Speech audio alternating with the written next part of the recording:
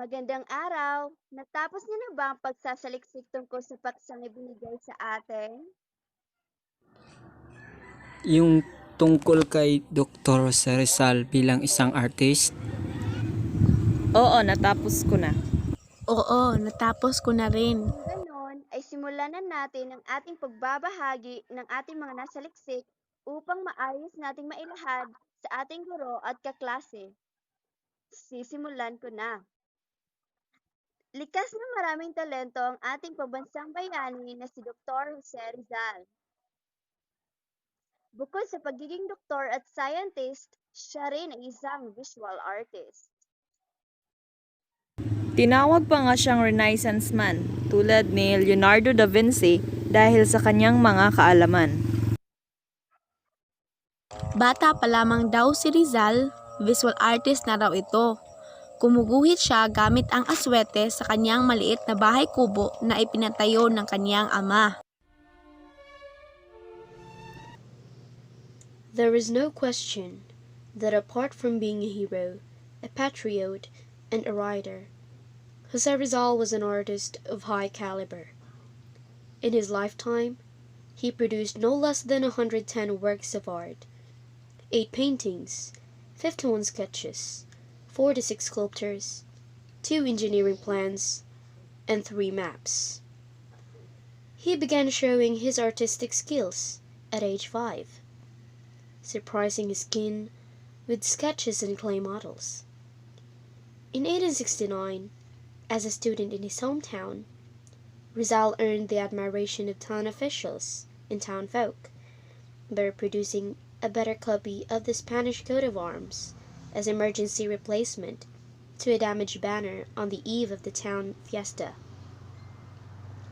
Among his better-known works of art are the portraits of Segunda Katigbak and Leonor Rivera, 2 of his early loves, the curtain art of Dapitan Church in 1894, Christ Crucified in Crayon in 1875, painting of Immaculate Conception in 1874, the sculptures Triumph of Death over Life and Triumph of Science over Death in clay, 2 copies of the Sacred Heart of Jesus in wood and terracotta, the image of Virgin Mary in wood, the plan for a water system in Dapitan, and for a college in Paris.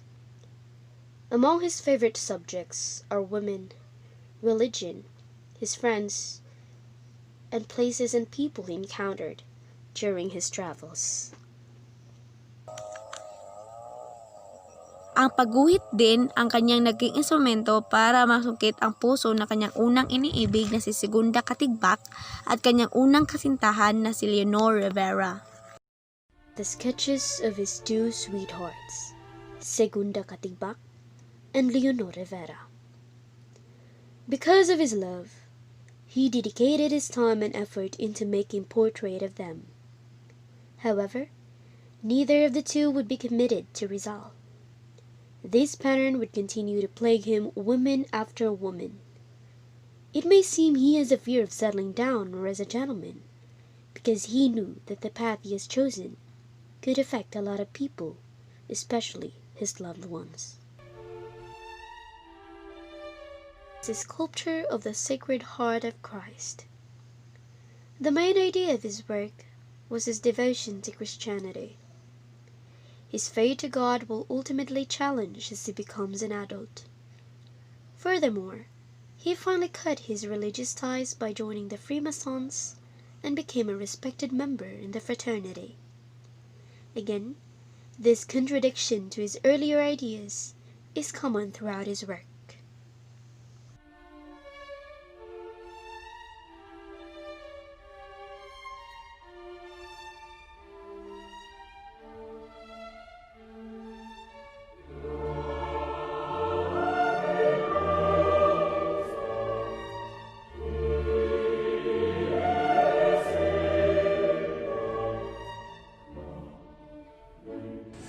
Dahil wala pang mga digital camera sa kanyang panahon, iginuhit niya ang kanyang huling tanaw sa Maynila habang naglalayag patungong Europa. Kasama ang mga barko na kanyang sinakyan at ang mga taong kanyang nakasalamuha. Gayon din ang mga tanawing kanyang nakita katulad ng Singapore at Port of Athens.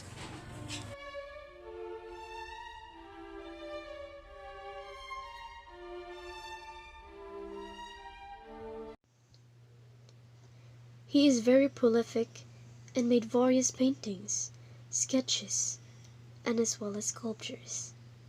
Having lots of sweethearts, he made portraits of them and his closest friends, such as Ferdinand Blumentritt and Juan Luna.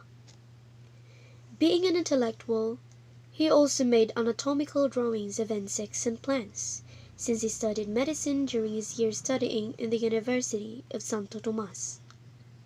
Also, while traveling, he liked to make panoramic paintings or pencil sketches of the landscapes of the places he passes by or stays in.